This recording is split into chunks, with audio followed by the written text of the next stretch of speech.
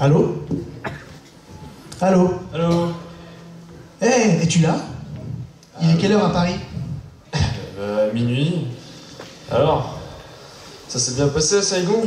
T'as vu mon oncle? Alors oui, c'est un sacré personnage. Il est très bavard. Il m'a même raconté son histoire d'amour, d'antan. Une très belle histoire d'amour. Mais elle est un peu triste. Comme toutes les chansons vietnamiennes. Vas-y, raconte. D'après ma mère, il est resté célibataire et il traîne dans les bars. Il va pour chanter. Après 75, il a été envoyé dans un camp de rééducation vu qu'il était militaire dans l'armée du Sud.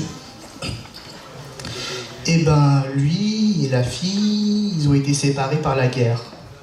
Elle est partie et lui, il est resté. Puis, il y a eu la chute de Saigon. Tu sais, le 30 avril. C'était terrible. Il m'a même raconté qu'il y a plus d'1 million de personnes qui ont fui la dictature communiste sur les embarcations de fortune, comme les boat people, et pas mal de gens ont péri en mer. C'est triste. Je comprends pourquoi ma mère, quand elle parle de cette période, a les larmes aux yeux. J'ai lu des articles de presse sur ce qui s'est passé après le 30 avril 75.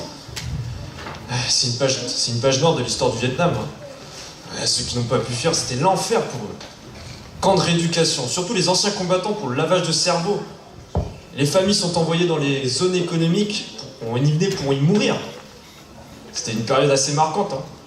C'est pourquoi tous les ans, il y a la journée de commémoration du 30 avril.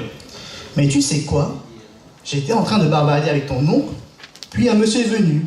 Je crois que c'était un policier en civil.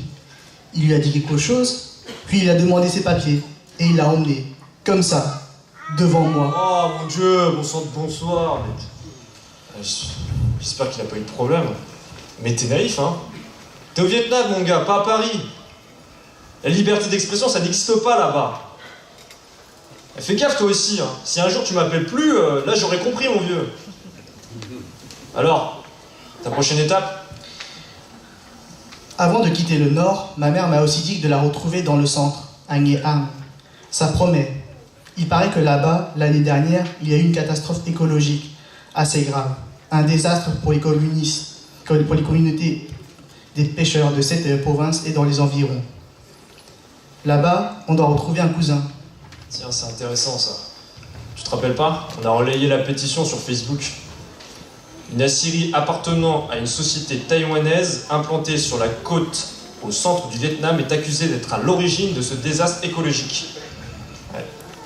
Mais pire, le responsable a osé dire entre le poisson et l'acier, il faut choisir. Tu parles. Tout le monde pense que les autorités vietnamiennes sont de mèche avec eux. C'est ça qui a scandalisé les gens. Bon, essaye d'avoir plus d'infos, qu'on puisse faire un article pour la radio Nouvel Horizon. Allez, salut. Allez, salut! Quant à moi, j'ai mangé un feu.